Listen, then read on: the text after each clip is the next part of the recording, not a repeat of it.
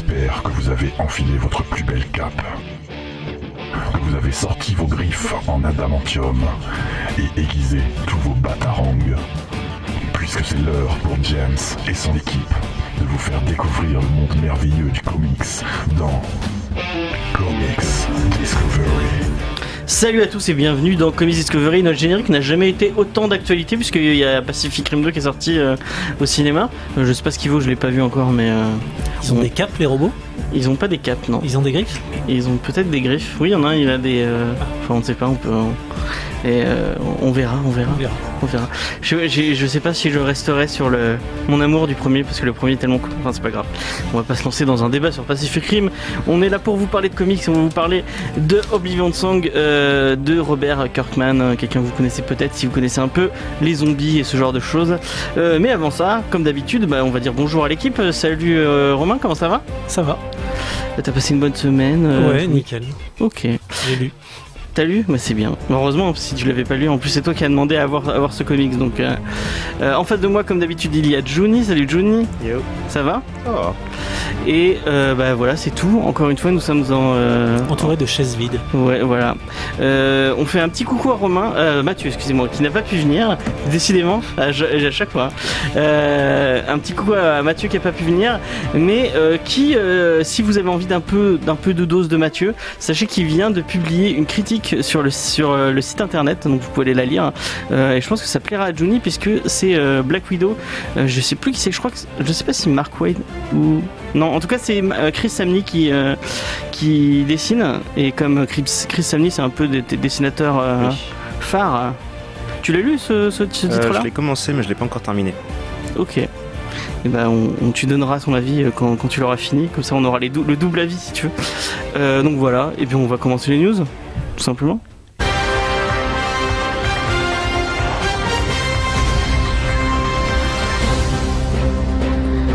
Et on va rester dans les thématiques qui font plaisir à Juni puisque on va vous parler des Tortues Ninja et du dessin animé Tortues Ninja dont vous avez parlé il y a quelques semaines, puisque si vous suivez un peu l'actualité Tortues Ninjaesque, le dessin animé de Nickelodeon est fini et un autre va arriver. On vous en avait parlé, il y avait les designs qui avaient fuité, il y a même des photos des premiers jouets qui sont débarqués sur internet, et maintenant c'est un premier trailer qui est plutôt alléchant, qui est très dynamique avec une on avait dit c'était quelqu'un qui s'était occupé qui était producteur sur Samurai Jack, non? Il avait fait des dessins, des dizaines de personnages. Il y a un peu ce côté, ouais, il y a ce côté là et ce côté cartoon et dynamique un peu dans ce style de dessin animé. Ouais. Moi ça me plaît beaucoup. Et ton avis, Juni, sur la question? J'attends de voir. C'est un peu difficile à décrire parce que on atteint un stade où il y a tellement de versions différentes des tortues que j'irais plus jusqu'à dire qu'on a tout fait, mais c'est un peu cette impression-là. Du coup, c'est à croire que les créateurs de cette série en particulier se sont dit on va tout modifier. Et tout, absolument tout. Du coup, toutes les personnalités des tortues ont été modifiées, leur dynamique entre les uns avec les autres ont été modifiées, leur apparence ont été modifiées au point que c'est plus les mêmes espèces. Après, il a été modifié aussi, ce qui avait provoqué quelques crises chez certaines personnes parce que tout d'un coup elle est noire et ça en fait exploser certains. De toute façon, il râlerait, il trouverait toujours des trucs à râler, donc ça me fait rigoler. On s'en fout. Ça. Et ils ont rajouté des pouvoirs magiques aux tortues. Le Splinter, le rat, a été changé aussi. Moi, c'est le seul truc qui me fait un peu tiquer, moi, dans le. Le méchant majeur a été changé. Apparemment, il n'y a pas de Shredder. Ils ont tout changé, ils ont absolument tout changé et le design est plutôt sympathique, le ton est super. En fait, on dirait qu'ils ont pris les tortues et qu'ils leur ont donné de l'acide. Et du coup, c'est super fluo, super exagéré et dynamique. Après, c'est un trailer, donc forcément ça bouge beaucoup. C'est assez étrange, c'est en même temps super dynamique et en même temps t'as ces petites phases d'action avec des images très saccadées où ils vont changer de tête et faire des poses assez étranges, ce que fait pas mal Nickelodeon dans ses productions. Du coup ça a l'air légèrement expérimental, je vais regarder pour le fun, mais ça a l'air très porté pour les petits enfants. Et ça risque d'être soit une série que je regarderai pas parce que ça me plaira pas forcément beaucoup sans être mauvais, soit ça fera une de ces séries que je mate en mangeant au déjeuner, j'en sais rien. Et j'ai l'impression que même dans le parce que derrière on entendait un petit bout du générique, ils ont gardé un peu le côté hip-hop qu'il y avait dans le dernier. Ouais. Ils ont gardé des notes du générique classique aussi. Bon, après ça c'est normal, ils veulent pas, il y a une identité des tortues qu'ils veulent conserver tout en modifiant toujours plein de choses, parce que comme je disais mais l'identité tortue elle est vachement street. Moi, elle a toujours été comme ça dans le générique des années 90, ils faisaient du breakdance dedans. Ouais, il y a toujours eu ce truc là. Il y a ce côté créateur d'environ 30 ans et plus qui essaye de plaire aux petits jeunes. Donc depuis le tout départ, je veux dire, le coup des pizzas, c'était clairement ça. Les jeux vidéo, quoi. les pizzas, le skateboard, ça a toujours. Les pizzas, c'est cool. Mais tout ça, c'était des trucs qui n'étaient pas dans la BD d'origine. Ouais, effectivement. Et qu'ils ont rajouté lorsqu'ils se sont dit, bon, on va faire une série animée dessus. Et pour le coup, c'était un gros choc pour pas mal des fans du comics, parce qu'on leur avait dit, il va y avoir une série animée Les Tortues Ninja. Et ça n'a strictement rien à voir. Si je devais prendre Batman comme exemple, c'est comme si tu lisais Batman, mais Batman à la Nolan, et quand on venait de voir en te disant on fait une série et on te file Batman 66 à la place, tu vois, avec le Adam West. Voilà, par exemple. C'est un peu cette impression là que les gens ont eu, une espèce de version préscolaire des Tortues Ninja. Mais ça fait un peu le même syndrome que Batman, qui a commencé avec des flingues en butant des méchants. Oui, c'est ça. Qui d'un coup est devenu un super héros qui faisait qui tuait plus personne. Oui, qui tuait plus personne. Qui a remplacé après c'est ce qu'on disait, le comics il est vachement violent, c'est un truc très adulte, en plus c'est parodique, et ça part sur un truc. Puis c'est en noir et blanc, on sait pas vraiment quelle tortue on suit, si on voit passer les armes. Il y a pas d'identité vraiment développée des tortues dans le comics. Niveau personnalité oui, mais c'est vrai, visuellement c'était chaud, parce qu'ils avaient tous la même tête. Et ils avaient déjà tous une personnalité vraiment oui, prononcée. la personnalité était déjà bien en place. Elle était un petit peu moins exagérée. Ils ont la transformation en dessin animé, c'est fait comme avec Harry Potter par exemple, où le trio dans Harry Potter, dans les bouquins, ils ont beaucoup plus de nuances dans leur personnalité et beaucoup plus de faiblesses ou autres, alors que dans les films, ils en ont fait limite un archétype limite caricatural. Du coup, Hermione, elle est parfaite, Harry, il est chiant, et Ron, c'est un bouffon. C'est vrai, tu n'as pas tort. Donc moi en tout cas je regarderai. Est-ce que t'en as pas donné ton avis, Romain? J'attends de voir Casey Jones. C'est peut-être pas le public parce qu'on l'a pas vu, mais peut-être qu'il y aura pas Casey Jones. Hein. Je sais pas. C'est le seul changement que j'aurais pas aimé, tu vois. Ah ouais? J'aime bien, c'est mon personnage. C'est le personnage auquel tu peux t'identifier en tant qu'humain dans cet univers. C'est le mec qui est embarqué. À Michelangelo ou à De Raphaël, pas de problème. Ouais. Je sais pas, je trouve que c'était un lien avec notre monde à nous. C'était le mec qui se baladait. C'était le faux bad boy qui était gentil. Ouais. Je sais pas. Et John Cena qui va incarner le méchant. Oh purée, sérieusement? Oui, je te jure. Oh my god. Pourquoi pas? Ça serait rigolo. Peut-être qu'on aura droit à The Rock après. Dans le trailer, j'ai cru voir un rhinocéros vite fait, mais comme il se fait électrocuter, que c'est très rapide, je sais pas si c'est lui ou pas. Je pense que c'est lui, ouais. Ils vont pas virer ou modifier trop de choses. Je pense pas. Je crois qu'il y aura Bebop et Rocksteady. Ils ont des jouets à vendre, à mon avis. Je pense, et puis c'est des personnages que les gens aiment bien en termes comédiques. Enfin après, la seule version de Bebop et Rocksteady que j'aime vraiment bien, elle est en BD et c'est chez IDW, donc elle est super récente aussi. Mais ils ont... quand je disais, les tortues ont une identité depuis, et il y a des éléments que tu peux pas trop virer parce que les gens attendent de les voir, et toutes les nouvelles versions de Tortues Ninja se rabattent pas mal sur le fait qu'il y a eu des versions d'avant, du coup ils passent leur temps à référencer des trucs. Il va y avoir le moment inévitable où les nouvelles tortues vont rencontrer des tortues des générations d'avant parce qu'ils vont voyager entre des dimensions parallèles, et comme par hasard ça va être les tortues des années 80 parce que c'est toujours les tortues des années 80. Parce que c'est celle que tout le monde se souvient. Voilà, exactement. Et c'est le moment où ils vont dire aux parents ramenez-vous pour regarder la série avec vos gosses. Enfin c'est classique. C'est ça, et puis c'est le jeu vidéo sur Super Nintendo où les tortues traversent le temps et qui a vraiment marqué beaucoup de joueurs de jeux vidéo. Regarde même un autre exemple, tu regardes les Power Rangers, dès qu'il y a un truc un peu mythique, ça revient au Mighty Morphin, enfin les premiers Power Rangers quoi. Voilà, on a été long sur cette news qui n'en valait peut-être pas. C'était juste un trailer, ouais. On va passer à la suite. Et on va aller un peu plus vite. Alors, un truc où on va vraiment passer. Alors, on parlait de Pacific Rim il y a 30 secondes. Et le réalisateur de Pacific Rim Uprising, et qui est aussi le showrunner de la série Daredevil, a confié au micro d'IGN qu'il avait envie de réaliser une série, enfin d'adapter en tout cas le personnage de Moon Knight. Moi, ça me plairait bien d'avoir Moon Knight plus en série télé, je pense. Une série télé à la Netflix avec Moon Knight, ce serait cool. En 2 heures, tu le fais pas, Moon Knight. Je pense pour comprendre tous les tenants et aboutissants, c'est compliqué. Donc, toi, ça te parlerait, un truc à la sauce un peu Daredevil Netflix Ouais, je pense que c'est le format qui conviendrait le plus pour ce personnage, mais c'est compliqué. Il faut vraiment un bon scénario derrière, parce que si. Oui, effectivement. Johnny ? Moi j'ai un rêve, et le rêve c'est que alors il y avait une image, c'était un fan qui l'avait faite. C'était pendant les spéculations sur ce qui se passerait dans les prochaines phases de séries Netflix, et c'était une image où il avait mis côte à côte Blade, le Punisher, Moon Knight, Ghost Rider, et je veux ça. Chacun sa série, et puis un gros crossover, et les gars sont tous tellement barrés que pour le coup ça ferait une série intéressante comparée à Defenders. Est-ce qu'on remet Nicolas Cage dans le rôle? Ah non merci. Mais le 2 il est vachement drôle, moi je le trouve drôle. Je ne dirais rien. Mais ouais, mais il y a quand même un truc à noter dans ce film quand même, c'est qu'il y a Christophe Lambert dans le 2. C'est quand même, c'est pas rien. C'est notre Christophe Lambert national. Sans commentaire. Si vous voulez rigoler, vous tapez Christophe Lambert Ghost Rider 2, vous verrez sa tête, elle est magnifique. Enfin bon voilà, on va passer à une autre news. Bon, c'est un truc un peu tristounet.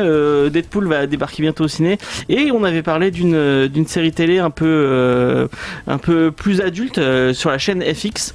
Et le truc qui m'a hypé bien, c'était Donald Glover, le prochain Lando Calrissian, et surtout Donald Glover, c'est un acteur très très cool qui a joué dans Community, qui a fait du stand-up, mais aussi qui fait de la musique, et il était en train de monter avec son frère qui est scénariste une série animée Deadpool où il partait sur un truc un peu adulte, un truc violent et avec un ton très adulte, et finalement ils ont claqué la porte de la Fox, soi-disant pour un problème, un différend artistique.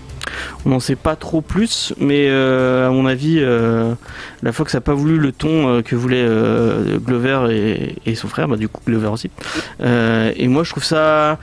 C'est triste, mais en même temps je me dis, il faut mieux qu'il claque la porte plutôt qu'il fasse un truc où ils aient des contraintes officielles derrière. Donc ouais... Voilà, c'est très très difficile à produire les animés avec de la violence, vraiment pour adultes. On voit Last Man qui est galéré. On voit le cas de The Goon qui est terminé, qui trouve pas de distributeur. Non mais t'as plein de trucs comme ça, et en fait ça revient souvent. C'est très très difficile, les trucs très violents, très noirs pour adultes. C'est très difficile à produire, et la Fox, on voit la semaine en France qui ont diffusé, qui ont dû faire un crowdfunding pour pouvoir diffuser. Voilà, et puis là on se dit il y a beaucoup de gamins qui ont aimé Deadpool, qui vont en librairie chercher du Deadpool. La Fox elle a peut-être pas envie de s'enlever une partie de ce public qui est déjà acquis, quoi. Oui, mais est-ce que c'est l'état d'esprit de Deadpool? Je doute que ça soit. Non, c'est pas... Parce que c'est les États-Unis, c'est pas la France où ils produisent du Rick et Morty tous les ans. Ouais, mais Rick et Morty c'est Adult Swim, oui, non, mais ce que je veux dire, c'est que c'est pas la seule chaîne qui en fait des séries, parce que Deadpool c'est plus l'humour que la violence finalement. Et c'est pas pour rien qu'ils ont pris un gars comme Donald Glover. Ce mec à la base, il écrit des scénarios pour des comédies. Ouais, donc il voulait faire une comédie animée, sinon ils auraient pas pris ce gars-là. Et des comédies animées avec de la violence, ils en ont 14 000, c'est pas ça qui leur manque aux États-Unis.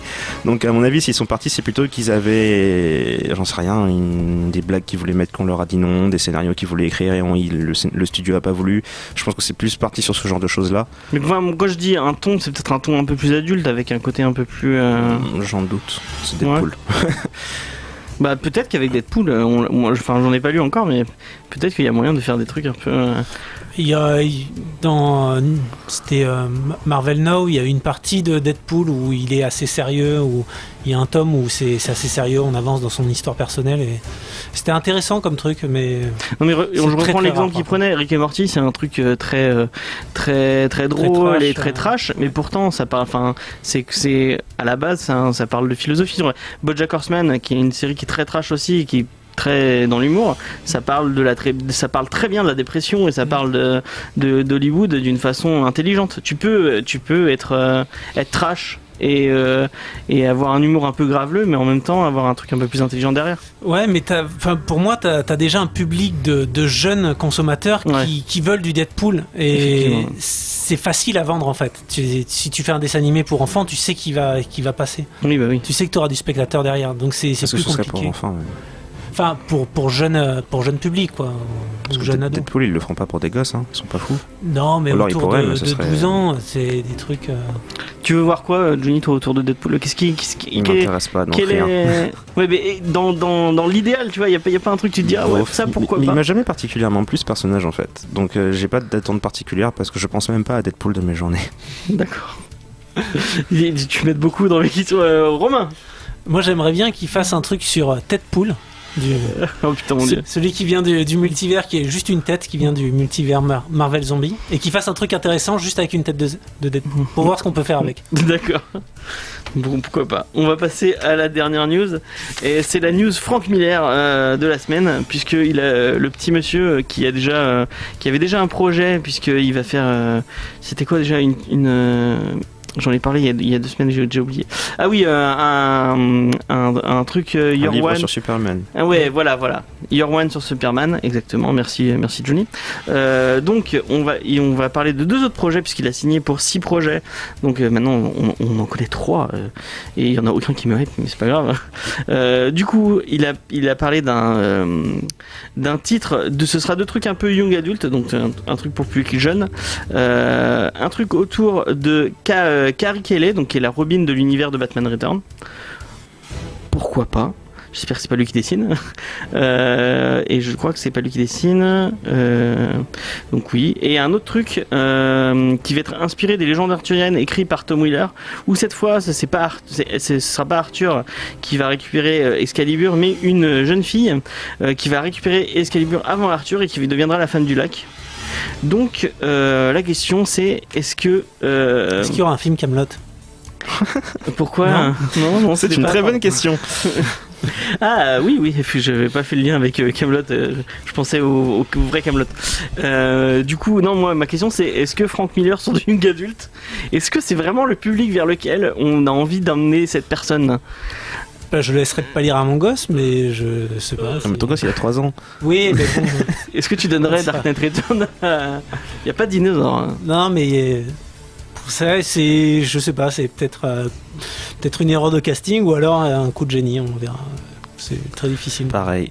Ça te parle il fait partie de ces auteurs où, enfin, il a l'air d'avoir un peu vrillé.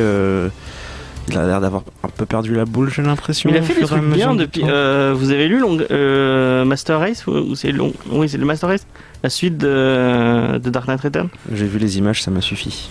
Non, je sais pas. Je l'ai acheté, mais je l'ai toujours pas lu. Ouais, je sais pas s'il a fait des trucs bien depuis récemment en fait. Parce que moi j'aime son Daredevil, mais c'est les premiers titres qu'il a fait. J'aime Dark Knight Returns, c'est quand même cool. Qu'est-ce qu'il y a de cool de Miller? Sin City, c'est cool. Mais après. J'ai pas lu le comic, j'ai vu les 2 films.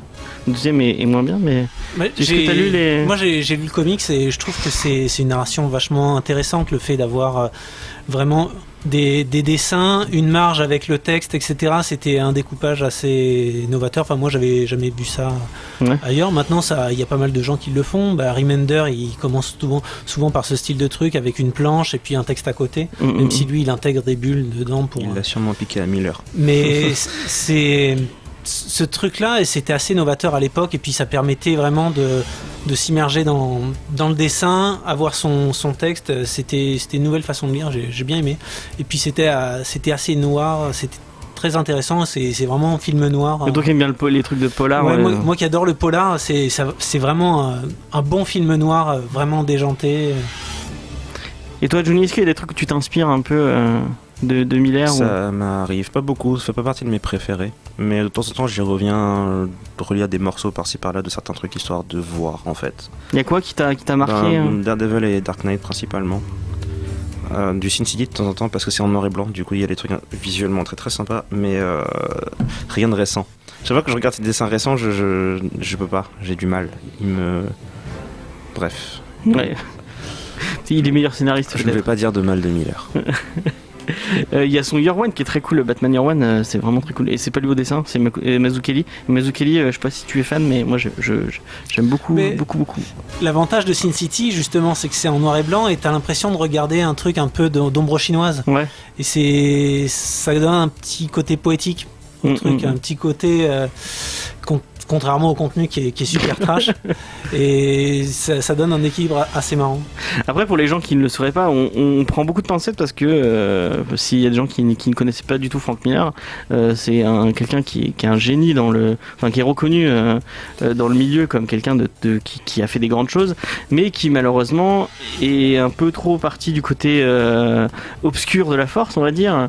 C'est quelqu'un qui est pro NRA, donc pro arme à feu, qui est très très conservateur, qui est un poil raciste, et qui a tendance à écrire un peu des trucs dans ce style-là, et un peu antiféministe, un peu misogyne. Les femmes sont très vénales et très son traitement des femmes est problématique, et ça fait un moment que le mec fait des sorties un peu problématiques, donc c'est pour ça qu'on prend des pincettes. Donc voilà, je pense qu'on a fait un peu le tour de ça. Du coup, on va passer à la petite pause musicale avant de parler du titre. Et comme on a parlé de Donald Glover, je vais passer un petit titre de Childish Gambino, donc qui est son nom d'artiste en tant que rappeur, et c'est The Worst Guys. Et c'était The Worst Guy, Childish Gambino, featuring The Chance, The Rapper. Et vous êtes toujours sur Comics Discovery, sur Radio Campus Montpellier. Et on va vous parler du nouveau comics de Robert Kirkman. Et je vais laisser Romain nous faire la review. Je vais vous faire un petit topo sur Robert Kirkman, pour ceux qui n'ont pas la télévision ou qui ont fait un coma jusqu'à maintenant. Donc Robert Kirkman, c'est un scénariste de comics plutôt célèbre maintenant. Il a commencé comme vendeur de comics dans un magasin, ouais. Il était passionné, il s'était toujours dit qu'il ferait du comics. Et donc il avait contacté son pote de lycée Tony Moore pour créer un comics qui s'appelle Battle Pop. Ils l'ont édité tout seul, comme des grands. C'était l'histoire d'un pape qui combat le mal, mais il a remplacé son petit crucifix par une épée et une mitraillette. Ah ouais, Battle Pop comme ça, ouais. Et ça a eu son petit succès, apparemment. Il a été repéré par Image. Et c'est là qu'il écrira, vers 2002, je crois, Invincible. Donc c'est sa version d'un monde super-héroïque qui est bourré de références à DC et Marvel. En gros, il a pris tout ce qu'il aimait, il a fait un monde ultra flashy où il y avait des équipes de super-héros avec des costumes en lycra, etc. Et ça a vraiment bien marché. L'année suivante, il lancera Walking Dead avec son pote Tony Moore, qu'il a rappelé pour le coup. Ensuite, il se débarrassera de Tony Moore pour Charlie Adler. C'est dommage parce que moi j'aimais bien Tony Moore. Ouais, j'aimais bien aussi. Voilà, il était fan de zombies et de Romero, et il s'est dit je vais écrire quelque chose sur les zombies. Romero n'était pas fan de Kirkman. Ah ouais, bien au contraire, et il profitait de toutes ses sorties pour dire du mal de Walking Dead. Bon, c'est comme ça, hein. On même pas toujours les idoles de nos idoles. Même le comics. Les idoles, le comics, je sais pas. Je pas eu de retour. Je sais que la série, Kirkman qui l'écrit. Kirkman, il a une grosse supervision dessus. Il l'avait laissé tomber, je crois, vers la saison 2, mais il s'est pas embrouillé avec la chaîne ou quelque chose comme ça. Mais il était revenu à un moment, puisque c'est lui qui a décidé de tuer tel ou tel personnage, etc. Ah d'accord. C'est lui qui a dit toi tu vis, toi tu meurs, toi tu vis, toi tu vis, toi tu meurs. Voilà. Et du coup, il n'a pas fait beaucoup de choses en dehors de chez Image et de ses titres phares. En même temps, il a des grosses séries. Ouais, il a des très grosses séries, et ça lui a laissé un petit peu de temps pour travailler chez Marvel pour Marvel Zombies. Vu le succès de Walking Dead, Marvel lui a dit amuse-toi avec des zombies. Il s'est amusé. Voilà, on devait le faire, finalement on le fera pas, on me rappelle. Il a aussi signé une partie de l'histoire du premier Civil Wars. Alors c'est dans un recueil, je suis pas sûr qu'il ait vraiment beaucoup bossé là-dessus, mais en gros il s'est principalement concentré sur l'univers d'Invincible, où il a créé énormément de personnages autour. Il a développé les Gardiens du Globe, sa version des Justice League ou des Avengers. Il a fait des personnages comme Bright, Wolfman, des personnages qui n'étaient pas forcément dans l'histoire d'Invincible, mais qui étaient dans le même monde et qui ont qui ont fini par interagir avec ce personnage. Il s'est aussi beaucoup consacré à Walking Dead, à la série télé. Il coécrit un roman par an sur l'histoire du gouverneur et des gens qui restent dans la petite ville de je sais plus comment ça s'appelle d'ailleurs. Et puis son autre série Outcast, qui a eu pas mal de succès et qui a été aussi adaptée en série télé. Ouais. Voilà. D'ailleurs, Kirkman, c'est pas le mec qui laisse ses œuvres reposer très longtemps. Donc, avec l'annonce d'Invincible en comics, va commencer la série télé Invincible.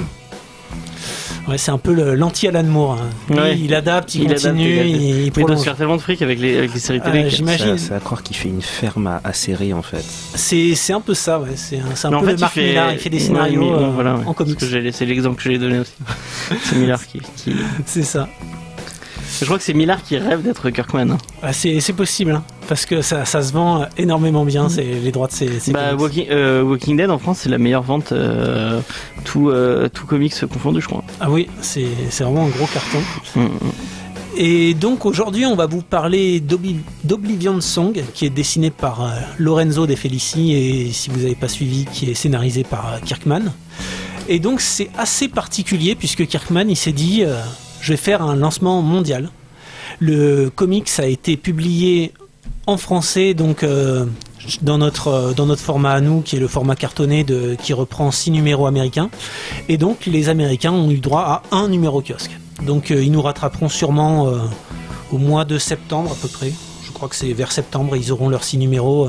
Ils en seront au même point que nous. Donc je ne sais pas si nous, on aura un autre numéro d'ici septembre ou si on va les attendre, puis les rattraper, puis les attendre. Peut-être le lancement, à mon avis, on va les attendre. Je sais pas. Mais voilà, c'est assez intéressant. Et puis, je sais pas, ça me fait penser à l'écho qu'il y avait, comme quoi les mensuels américains allaient peut-être disparaître au profit du relié, qui est de plus en plus présent aux États-Unis, qui est un format qui n'existait pas et qui vraiment se développe à fond. Donc, ça commence vraiment là, et les gens en ont marre d'acheter des numéros au fur et à mesure. C'est ça. Donc je sais pas si Kirkman a tenté de montrer aux Américains, et regardez, en France, eux, ils ont les 6 numéros. Vous allez attendre. Il l'a fait. Enfin, c'est une sortie mondiale, mais il est sorti dans combien de tu sais pas. Je sais pas du tout. Enfin, dans les pays où c'est édité habituellement, c'était tous en même temps. D'accord. Il y en a sûrement en Italie. Oui, c'est possible. Vu que le dessinateur est italien, je serais pas étonné. Du coup, t'as des infos sur le dessinateur ou pas du tout? Le dessinateur, je sais qu'il a fait de la franco-belge, ouais. Mais qui vient même pas du comics. Non, pas de titre marquant. Il a fait un essai de comics, mais c'était un comics très mineur, et voilà, il a signé une couve pour Walking Dead. J'imagine que ça a dû être il en a fait chez Marvel son truc de recrutement. Il a bossé chez Ankama. Là, comme ça de mémoire, il y a Draka, il y a Orphanie. C'est 2 BD qu'il a faites. Et il fait essentiellement de la BD soit en Italie, soit en France. Et il a fait de la colo au tout début. Ouais. Et au fur et à mesure du temps, il est devenu, on va dire, illustrateur en termes plus larges. Jusqu'à arriver à ça, en fait. Ok. Et voilà, et on lui souhaite bonne chance, puisque Kirkman sur Invincible, sur The Walking Dead, il a toujours viré son premier dessinateur pour un second qui a fait mieux. Enfin, qui a fait mieux pour Invincible. Et c'est gentil pour Charlie Adler. Là, ouais, Charlie Adler, c'est pas mauvais, C'était moins énergétique que comment il s'appelle encore? Tony Moore. Non, mais je veux dire sur Invincible, le deuxième dessinateur, comment il s'appelle encore? Oatley. Voilà. Le truc avec Ryan Oatley, c'est que son trait est tellement énergétique, il y a tellement de sang, il y a tellement ça correspondait parfaitement en fait au ton du truc. Et le dessinateur d'avant était pas mauvais, c'est juste que c'était moins puissant, on va dire. Ça correspondait peut-être moins bien. Le changement de dessinateur, c'est vraiment ressenti. Quand j'ai lu le premier tome d'Invincible, j'ai fait c'est pas mal. Et quand ils ont changé de dessinateur, j'ai fait c'est mortel. Moi, j'ai eu le même effet, mais inverse sur Walking Dead. Je disais, j'aime bien, c'est joli et tout. Et puis, non, ça devient un peu moche, hein, c'est dommage. Ouais, mais l'histoire de Walking Dead, il a vraiment beaucoup développé ses personnages et. En plus, il s'est embrouillé avec Tony Moore, non? Je sais pas. Je crois qu'il a tendance à beaucoup s'engueuler avec les gens. Enfin... Il a tendance à beaucoup s'engueuler avec les gens, ouais. Apparemment, avec les productions. Après, c'est des trucs où c'est tellement des histoires de pognon qu'au final ça. Mais c'est pour ça qu'il est arrivé à un poste assez haut chez Image, et peut-être que maintenant on s'engueule moins avec lui. Ouais, lui il s'engueule, mais les autres s'engueulent moins. Le syndrome George Lucas. No comment. Et du coup, Oblivion Song, de quoi ça parle, hein? Et donc, Oblivion Song, ça parle de la ville de Philadelphie. Et il y a un gros trou dans cette ville de Philadelphie. Et il y a Tom Hanks qui arrive et qui fin. Et qu'est-ce que c'est que ce trou ? Ce trou a été remplacé par des créatures étranges et une espèce de forêt étrange. Mais où est passé Philadelphie ? Enfin, les 10 km² de Philadelphie, ils se sont retrouvés sur la planète ou dans la dimension, on ne sait pas vraiment d'où viennent ces créatures et cette forêt étrange. Et donc, c'est l'histoire d'un mec qui a un petit gadget qui lui permet d'aller dans cette autre dimension pour essayer de retrouver les survivants de Philadelphie. Il change les vibrations, je sais pas quoi. C'est ça le truc s'appelle la transférence. Et en gros, c'est comme si... En fait, il faudrait imaginer, prenons une ville qui existe en Philadelphie. En fait, imaginez que votre quartier se retrouve tout d'un coup dans une autre dimension et qu'une superficie de cette autre dimension se retrouve dans votre dimension à vous. Donc en fait, le quartier en question se retrouve dans une autre dimension, il y a une forêt, et la même superficie de forêt s'est retrouvée donc dans le cœur de Philadelphie. Avec des créatures qui bouffent les gens. Oui, oui. Voilà. Parce que sinon, c'est moyen. Sinon, c'est pas marrant. Si c'était des trucs, des bisounours... Il y a eu un échange en fait de superficie. On va simplifier ça comme ça. Ouais. Voilà. En gros, ce qu'on comprend un petit peu, c'est que ils sont au même endroit, mais pas sur le même plan. Donc, il faut se déphaser ou un truc comme ça, ce qu'ils appellent la transférence, qui permet de passer de l'un à l'autre et qui permet de ramener des gens. Avec des seringues hypodermiques. Des fléchettes, ouais. Et en fait, ils les chassent, les survivants, parce que les survivants, ils ont passé 10 ans dans un endroit cauchemardesque et ils ont les boules. Ouais. Ils fuient, ils ont peur de tout et de tout le monde. Et donc, ça va démarrer là-dessus. En même temps, si t'as un mec avec un gros fusil qui commence à te courir après, qu'est-ce que tu fais dans la vraie vie ? Eh ben, tu cours, surtout qu'à chaque fois qu'il a chassé des gens, on les a jamais revus. Donc, les gens là-bas ont peur. Et on va suivre ce personnage. On va découvrir plus sur ses motivations, parce que ce qui est pas mal, c'est qu'on reste pas sur le point de vue du personnage. On va sur quelque chose d'un peu plus large. Ouais. On comprend ce qui s'est passé au niveau de l'État, au niveau présidentiel, les répercussions politiques que ça a eu. On voit que le mec, il a essayé de monter une équipe, qu'il a eu un budget. On voit que ça traîne trop en longueur, donc ils ont envie de fermer la section de recherche qui coûte beaucoup de pognon et qui apporte pas beaucoup de résultats. Et on voit ce mec qui s'accroche et on va comprendre petit à petit pourquoi il s'accroche, pourquoi il a cette espèce de complexe du survivant alors qu'il n'y était pas. Et voilà, ça met en place pas mal de choses. Le premier numéro met en place pas mal de choses. On a beaucoup de petits trucs. C'est un peu comme Kirkman. C'est vraiment, il fait l'art du teasing. On escalade un petit peu. On se pose plein de questions. On va y répondre à une ou deux pour pas trop. C'est ça qui est pas mal, je trouve, chez lui. C'est que il met énormément de questions en place. Rapidement, on répond à des questions mineures pour se dire c'est bon, on avance dans le scénario. Mais à chaque fois qu'on répond à une question mineure, on a une question majeure qui s'ajoute. Et voilà, après ça fait effet boule de neige. On a beaucoup de questions et ça laisse sur la fin. Effectivement. Voilà. Ce que vous en avez pensé. Ce qu'on n'a pas dit, c'est que il y a tout un truc avec son frère aussi, où il cherche son frère, nanani, nanana. On veut pas spoiler. Ouais, on va pas spoiler. De toute façon, c'est un tome 1. Et on n'a pas parlé du dessin. Parce que Johnny, tu peux nous avant qu'on donne notre avis un peu plus. Je soupçonne que Kirkman fait ses courses en Italie maintenant, mais en fait c'est parce que le dessinateur, donc Lorenzo, est italien et la coloriste, parce qu'en fait ils vont tellement ensemble. On peut pas parler de l'un sans l'autre, et c'est Annalisa Leoni, et en fait en faisant ma recherche dessus, j'ai découvert qu'en fait ils sont ensemble. Oui, bah oui. Et c'est comme Declan Shalvey et Jordi Belair qui bossent souvent ensemble aussi parce qu'ils sont ensemble. En fait, j'ai réalisé en plein milieu du bouquin que je suis en fait leur taf depuis longtemps, mais je savais pas que c'était eux, parce que j'étais tombé sur des images par-ci par-là.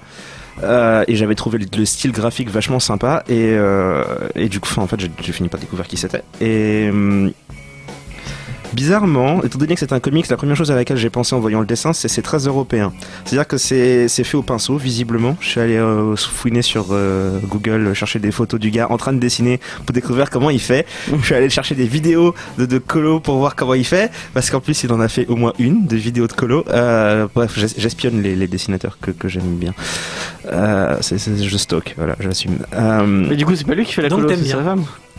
Apparemment c'est un peu des deux, mais visiblement c'est surtout elle qui a l'air de colorier les choses et elle le fait super bien. En fait, elle apporte énormément de texture et d'ambiance. Elle fait l'une des grosses raisons pour lesquelles ça marche, c'est parce qu'il y a une atmosphère dans chacune des cases.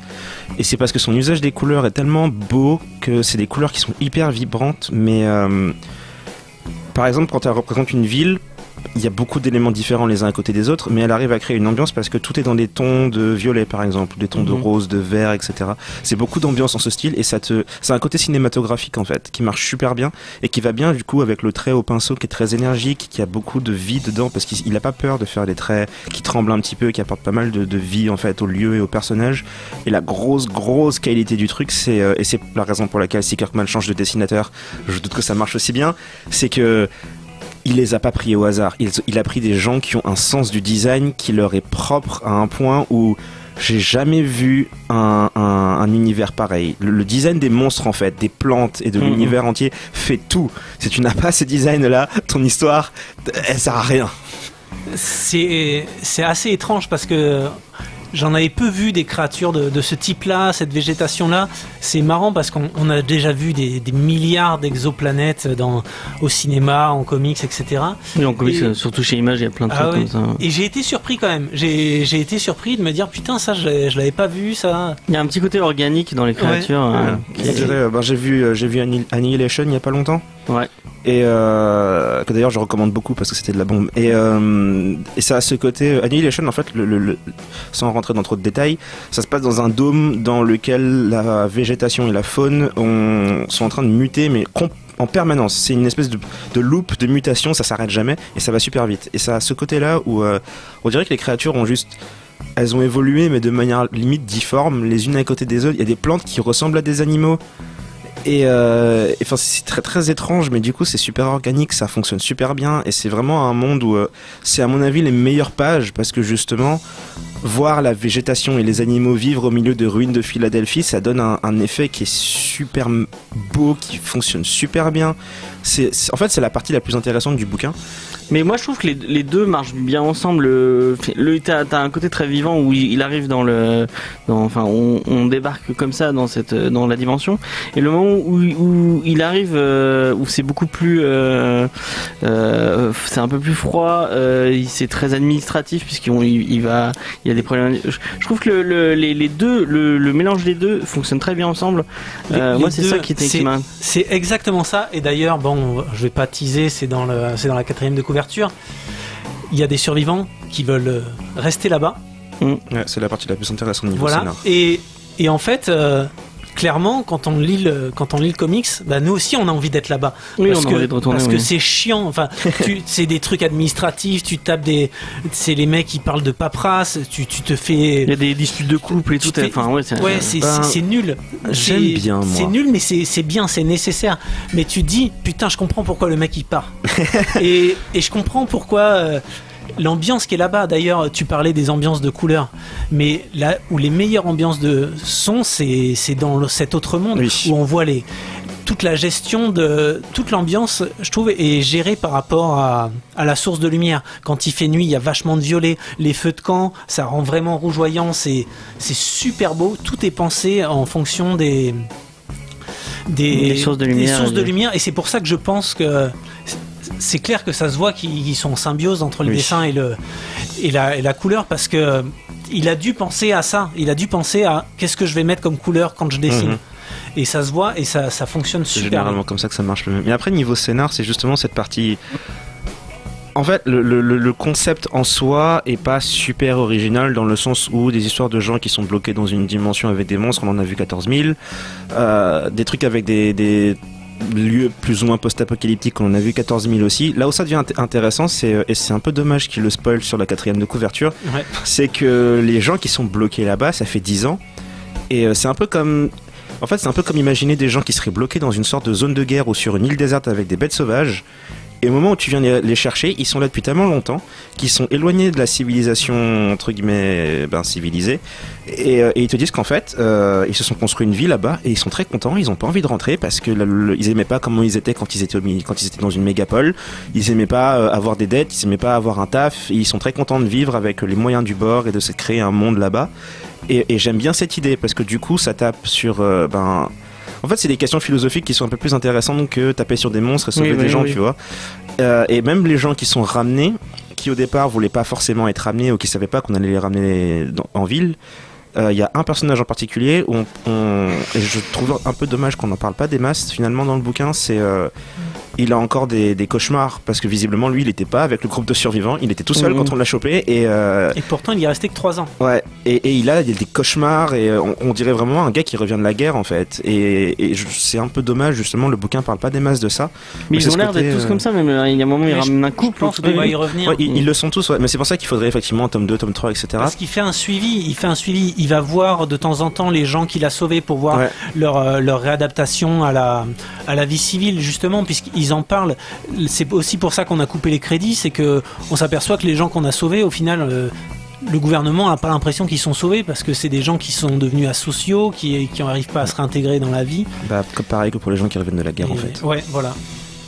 Et du coup, c'est la partie la plus intéressante. Ce qui fait que le personnage principal en lui-même est relativement ennuyeux comparé à toutes les autres choses qui se passent autour de lui. Le personnage principal, je l'ai vu comme un guide, on va le suivre. C'est pas lui l'intéressant, c'est pas lui qui est intéressant, c'est ce qu'il voit en fait. C'est ce qu'il nous montre, c'est là où il nous amène. Et je trouve que c'est pas mal ce truc de prendre un personnage qui... il n'a pas vraiment de personnalité ou de charisme très affirmé, et donc on peut le remplacer. Ça peut être, il peut mourir, c'est pas grave. Non, mais on peut se dire c'est moi. De toute façon, il est pas vraiment écrit ce mec-là. Il est pas très précis. Donc pourtant, il y a des trucs qui sont teasés. Il y a des trucs qui sont teasés, mais on peut facilement se glisser dans sa peau puisqu'il a pas de trait de caractère extrêmement affirmé. Il a pas de Pour l'instant, il n'est pas assez mis en place pour que... Mais pour l'instant, c'est juste un mec qui veut sauver des gens. Voilà, c'est notre guide dans cet univers. Ouais. Mais voilà, donc la grosse force du truc, à mon avis, c'est le dessin, principalement. Parce que l'univers, les designs des monstres, et ah mon dieu, c'est beau. Et du coup, comme je disais, on en reparlait tout à l'heure, du changement de dessinateur que Kirkman a l'habitude de faire, j'espère qu'il le fera pas là. J'espère aussi, parce que sinon il va se tirer une grosse balle dans le pied. Mais il l'a fait sur The Hunt et ça a été une purge énorme. Ça a été une horreur. Peut-être qu'il va se calmer et qu'il va arrêter de changer. The Hunt, c'était pas le truc par Capullo ? C'était par Capullo au début et ancré par Tony Moore ou Charlie Adler, je sais plus. Bref, ils avaient mélangé leur équipe, l'équipe de Spawn originale et l'équipe de Walking Dead, pour faire quelque chose ensemble en coopération. Et au bout d'un moment, Capullo est parti chez DC. Ouais. Et c'est qui a repris ? Je sais pas, mais c'était tellement dégueulasse que j'ai fermé, j'ai pas fini le tome. J'ai fait pareil que lui. D'accord. Je bitais plus rien à ce qui se passait. En même temps, c'est dur de passer après Capullo. C'est un peu ça. Et là, à mon avis, ça va être pareil. C'est pour ça que le seul dessinateur auquel je peux penser là maintenant qui pourrait passer sur Oblivion Song après, ce serait James Aaron. Ce serait probablement le seul que je vois parce que son dessin est relativement proche. Il pourrait faire des créatures qui sont même encore plus sales que ça. Et c'est pas celui qui est sur Rumble. Oui. Ouais. Et il pourrait faire des créatures qui seraient très très belles, très en lignée de ce qu'on a là, et il pourrait les faire bouger relativement bien. Mais j'ai pas envie qu'ils viennent. Moi, je suis très content avec le dessinateur qu'on a là. Et puis ce que j'aime bien, encore une fois, c'est que les personnages, c'est pas des caricatures. Le personnage principal, c'est pas un Rambo, il a une tête. C'est un médecin en fait. On peut le croiser dans le métro. C'est un mec qui. C'est pas son taf à la base, ce genre de truc en fait. Partir en commando dans la forêt, c'est pas son truc. Mais il a dit qu'il s'est entraîné pendant un an. À un moment. Il s'est entraîné avec une équipe de soldats justement pour aller là-dedans avec le D'ailleurs, on en revoit un moment où il lui demande de revenir avec lui, et le mec a l'air d'être traumatisé par ce qu'il a vécu, et il dit non. Mais moi, c'est un aspect intéressant parce que il est pas fait pour ça, et ça se sent que c'est plutôt un gars de bureau en fait. Ouais. Et il a fait ça parce qu'ils se sont coupables, et etc. Parce qu'il il a ses propres poids du fait qu'il a des gens qu'il connaît qui sont partis. Enfin, il a toutes sortes d'angoisses par rapport à ça qui le motivent à faire ce voyage, mais c'est pas son truc à la base. Du coup, tu demandes à un rat de laboratoire de se mettre un gilet sur le dos et de partir dans une ville abandonnée pour sauver des gens de monstres, et c'est pas son truc, mais il le fait, quoi. Dans un comics plus mainstream, ça aurait passé en mode il est badass, mais là on voit le mec qui a morflé et qui est un peu plus. Ouais, et puis même tous les personnages, il y a pas de mannequin, il y a pas de morphologie à la DC ou à la Marvel. Les gens sont normaux. J'aime bien ça, je trouve. C'est appréciable d'avoir un comics aussi. Je suis là pour les monstres. Voilà. Ouais, puis en plus justement ça met en avant les monstres et ça met en avant le décor, parce que les types ça pourrait être Monsieur Tout le Monde. Tu peux le croiser dans le tram, ce mec. Ouais. Enfin, j'aimerais pas croiser les monstres dans le tram, de préférence. Si je peux éviter, ça m'arrangerait. Surtout que c'est un endroit un peu confiné, donc pour ouais, en plus. Surtout, il y a des monstres, mais d'une taille, mais. Et puis, ils sont designés d'une manière tellement. On dirait, il y en a, ils ressemblent à des boyaux qu'on aurait arrangés les uns avec les autres et qu'on aurait jetés sur le dos d'un tapir et qu'on aurait ensuite mélangé avec une poule et ça donne une espèce de tas informe. Et j'adore ça. En plus, même les couleurs n'ont rien à voir les unes avec les autres. C'est n'importe quoi. J'adore. C'est assez excellent. Il y a un espèce de troupeau de paresseux avec des griffes immenses qui se déplacent super vite, qui ont juste une bouche à la place de la tête. C'est assez dérangeant en plus. Il y a des créatures qui... Tu sais pas vraiment ce que tu regardes et même le comportement des gens autour te donne une idée d'à quel point ils sont dangereux, parce que t'as même pas besoin de voir les monstres faire quoi que ce soit en fait. Il suffit de voir les gens se cacher et la tête qu'ils ont et les mesures de sécurité qu'ils sont obligés de prendre pour comprendre que ça a beau être un truc qui ressemble à un paresseux, il est hyper dangereux. Mais rien qu'à un moment ils vont dans un musée où il y a des créatures qui sont empaillées et ils y retournent avec des gens qui viennent d'être sauvés de la dimension, et rien que voir les créatures ça leur file des crises d'angoisse et des... Ils sont pas bien. Mais la gestion des visages est vachement bien. Tu vois les réactions des personnages. Mais d'ailleurs, j'avais pas fait gaffe, mais on voit beaucoup les réactions des personnages avant de voir les créatures. Oui. Et ça indique vraiment le niveau de menace. C'est assez bien foutu, ça. Non, la narration est vachement sympa. Ça a ce côté européen en fait. Je saurais pas vraiment décortiquer le truc là comme ça sans avoir la possibilité de montrer les images comme exemple. Mais c'est... Comment dire, c'est un peu plus humain en fait. Il y a un peu moins cette espèce d'éloignement à l'américaine où tu t'assieds dans ton fauteuil et tu regardes et les gens se font massacrer devant toi et c'est plus du spectacle. Là t'es avec eux, du coup c'est pas du spectacle, c'est une expérience que tu vis avec le personnage et t'es aussi mal à l'aise qu'eux lorsqu'ils sont mal à l'aise. Et est-ce qu'à ton avis ça va tenir sur la longueur Je sais pas. Walking Dead est toujours en Corée, a l'air de marcher plutôt bien. Parce que si c'est quelqu'un qui vient de la franco-belge, il a peut-être l'habitude d'un rythme un peu moins soutenu au niveau du dessin que... Je sais pas, le truc c'est que je pense que ça va dépendre des goûts principalement. Après, quand tu vois Kirkman sur la couverture, je pense que c'est surtout les lecteurs de comics qui vont s'y intéresser principalement. Oui, bah, le format, mais ouais, comment dire, je doute que ça perturbe beaucoup de gens. Après, la question que je me pose, c'est est-ce que ça va avoir des impacts sur... Est-ce que leur rythme de publication va avoir des impacts sur la manière dont ils racontent l'histoire par rapport à l'Europe ou pas?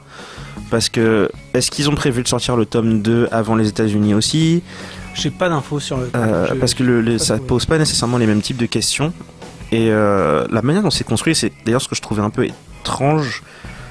C'est que dans la mesure où d'habitude on reçoit les volumes après les États-Unis, ils ont tous leurs numéros kiosques qui sortent les uns après les autres, puis ensuite ils font une version reliée et ensuite on a la traduction de cette version reliée. Là, on a directement la traduction de la version reliée avant que les États-Unis ne soient que le chapitre 2, tu vois. Et je sais pas s'il va en profiter pour... Et peut-être qu'ils vont faire comme Urban qui publie dans leur kiosque. T'as des trucs comme avec un numéro à chaque fois, mais ils publient en même temps les TPB sont disponibles. Donc comme ça tu peux suivre des deux façons possibles. Ouais, apparemment aux États-Unis ils ont pas de TPB encore. Il y a pas de TPB. Non, il y a qu'un numéro 1 pour l'instant. Ils ont le chapitre 1 là-bas seulement. Et du coup la question que je me pose c'est est-ce que Kirkman va modifier sa narration par rapport à ça? Est-ce qu'il va partir peut-être un peu plus en longueur ou j'en sais rien? Ça m'a pas l'air d'être le cas parce que malgré le fait qu'on l'ait avant les Américains, ce bouquin est quand même construit comme si on l'avait reçu après eux. Il est construit de la même manière d'un point de vue narratif que s'il avait été publié en chapitres séparés avant d'arriver à Mais chez il nous. y a le travail de Glénat aussi là. Est-ce que ça t'a fait mal de lire de la VF? Un peu, ouais. oui, vraiment. Et bon, après, ça, c'est mes problèmes à moi, mais disons que la traduction, ça, c'est la traduction française en général. Je vois des phrases, c'est pas des phrases en français, c'est pas construit comme des phrases en français. Et je vois très bien à pas mal de bulles où il y a des formulations où je vois la formulation d'origine en anglais et je sais pourquoi ils ont traduit ça de cette manière. Et ça sonne très très moyen et c'est pas une critique nécessairement, je veux dire. Oui, c'est parce que t'es complètement anglophone ouais, et que tu... traducteur c'est compliqué quoi, Oui. tu fais comme tu peux et mais voilà, je lis pas en français généralement justement parce que ça me sort de l'histoire en fait tout simplement. Ça me sort de l'histoire de lire un truc où je vois une phrase et je me dis alors déjà c'est pas du français et en plus j'arrive à voir la version en anglais derrière, je sais ce que ça veut dire. Donc voilà, c'est... Ok, bon, c'était le petit laïus sur la VF. Est-ce que vous avez des recos culturels, sachant que j'en ai une? Oula. Tu n'as plus le droit de dire Black Panther. Hein. Non, donc, je pense que là c'est bon. En fait, je mets plein de trucs. Tu peux redire Curling Time encore Non, en fait, je mets plein de trucs en ce moment vu que je passe mon temps à bosser. Il y a Jumanji que j'ai vu qui est pas mal du tout. Oui, il est cool, Jumanji. Il y a Cabin in the Woods. Cabane dans les bois, je crois que ça s'appelle en français. T'avais jamais vu La Cabane dans les bois? Jamais. Il est vraiment très cool. Non, en fait, je me méfie beaucoup des films d'horreur depuis plus ou moins ma naissance. C'est Drew Goddard. Parce que, ouais, c'est ça, c'est que je suis obligé de faire un peu de. J'ai eu une réacclimatation au concept du film d'horreur. Parce qu'en fait, je me suis rendu compte que depuis ma naissance, pas mal de films d'horreur qui sont sortis étaient relativement pourris, voire avec du sang pour rien. Et de temps en temps, il y en avait un très très bon, mais que du coup, je voyais pas parce que j'avais été tellement habitué aux films d'horreur pourris qui sortent en pâté toutes les années que mon cerveau en fait avait fini par se dire les films d'horreur c'est de la merde. Mais ce qui est bien dans le Cabin in the Woods c'est qu'il justement il joue avec les codes des films d'horreur nuls. Ne dit absolument rien, genre spoiler ce film c'est limite criminel. Mais tu sais, tu regardes la bande-annonce. La bande-annonce donnait des spoils. Ouais, ne regardez pas la bande-annonce. Franchement, hein, et le film en fait est super sympa. Qu'est-ce que j'avais vu d'autre encore? Annihilation, c'était vachement sympa, mais je sais pas si il est cool. Je sais pas si je peux le recommander à tout le monde. Je pense que ça se teste. Après, si vous avez aimé Ex Machina, d'ailleurs, Ex Machina, regardez Ex Machina si vous l'avez pas vu. Même Ex Machina a plus de, il est plus simple à appréhender. Tu l'as vu Annihilation. Oui. T'as kiffé? Ouais, c'était très beau et puis j'ai bien aimé le. Moi j'ai juste un problème avec la fin, on en parlera peut-être, que je trouve un peu longue, mais sinon le film est cool. D'ailleurs on en a parlé dans Ciné Blabla si vous avez envie d'en parler. Et le dernier que je pensais absolument jamais me retrouver à dire un jour, j'ai vu le dernier Livre de la jungle de Disney. Putain j'ai pas vu. En fait je rattrape pas mal de films que justement je voulais pas voir au ciné. Elliot et le dragon de Disney, il est pas mal. En fait c'est un peu l'impression que j'ai parce que du coup je les mate les uns après les autres, j'ai vu Cendrillon et Maléfique aussi, et ils sont tous ok. Sauf le Livre de la jungle où pour le coup il y avait des trucs que j'ai trouvé vraiment vraiment bien, notamment le fait que c'est pas une copie carbone du dessin animé. Ouais. Ils ont essayé de donner un aspect un peu plus épique en fait, mais épique dans le sens où les animaux sont un peu plus grands que la normale, la forêt est vachement majestueuse et il y a énormément de niveau de ton et esthétique, c'est plus sérieux, plus sombre. Shere Khan est un sociopathe qui m'a fait peur. Je pensais pas que c'était possible d'avoir à nouveau peur de lui, tu vois. C'est marrant, un film pour enfants qui... Et non mais vraiment, il est plus psychologique parce que il a une relation avec les loups et il tape un peu sur le côté c'est un tigre qui déteste les humains mais qui en plus de ça il manipule un peu, il fonctionne comme un dictateur. Il a une emprise psychologique sur tous les animaux autour. Ils ont peur de lui et il s'en sert. Et il se sert des éléphants comme des sortes de dieux vénérés dans la forêt. Enfin il y a un univers en fait créé autour. Et puis c'est Kumar Bas qui est le double, donc forcément il a un peu plus de... Oui, mais voilà, donc tout l'univers en fait était vachement sympa. Mais regarde Elliot et le dragon, il est vraiment sympa. Ok, je le mettrai sur la liste. Et du coup, est-ce que t'as une reco? Ouais, j'ai vu Hostile au cinéma. Putain, je l'ai pas vu, faut que j'y aille. Et c'était énorme, Christian Bale, il est mon acteur préféré. Et clairement, et ce film est vraiment... C'est vraiment une tuerie, c'est d'un réalisme, d'une... C'est, pour les gens qui savent pas, c'est un western. C'est un western qui joue avec les codes du western où il y a des longueurs, etc. Mais c'est super beau et l'action est super bien filmée. Je pris vraiment une grosse claque. Les trucs, je m'y attendais pas du tout. C'est pas du tout téléphoné. Et Ok. Ouais, c'est rare de voir. Depuis True Grit, j'avais pas vu de vrai western au cinéma. C'était très rare. Et là, vraiment, c'est excellent. Et puis sinon, il y a Far Cry 5 qui sort demain. Est-ce que ça tente? Bon, on en parlera plus tard peut-être. C'est culturel. Moi je vais aller très très vite. J'ai lu le livre audio de Ready Player One et vraiment je pense que c'est l'œuvre la plus geek que j'ai jamais vue de ma vie, enfin que j'ai jamais entendue plutôt de ma vie. J'ai hâte de voir le film, mais j'ai très peur parce que le livre est très très dense. Si vous avez l'occasion si vous aimez la pop culture des années 80, si vous aimez les jeux d'arcade des années 80, si vous aimez les jeux vidéo, franchement, allez-y les yeux fermés. Pour le coup, c'est vu que c'est un livre audio, vous pouvez y aller. Et parce que c'est vraiment très très très cool, c'est vraiment une histoire très sympa. Et j'ai hâte de voir le film. On en parlera peut-être la semaine prochaine. Du coup, voilà, on va vous laisser sur ça. Et comme je voulais vous parler, je vous ai parlé de Ready Player One. Le truc autour de ce livre, c'est vraiment les références. Il y a des références toutes les 30 secondes à toute la pop culture, donc beaucoup de références à la musique. J'aime bien comment Romain me regarde. Non, mais c'est le livre où toutes les 30 secondes il cite quelque chose. Il y a toute une partie du je sais pas si ce sera dans le film, mais il y a genre 3 chapitres, c'est en fait il refait Wargame le film. Il est dans Wargame et il fait le film. Voilà. Est-ce que c'est vraiment utile de ouais, pourquoi pas. Au bout d'un moment l'outrage de référence Non mais dans le bouquin c'est vraiment cool. Enfin après et du coup, je voulais vous passer un morceau qui cite, et c'est Dead Man Party de Oingo Boingo. Voilà. À la semaine prochaine, bye.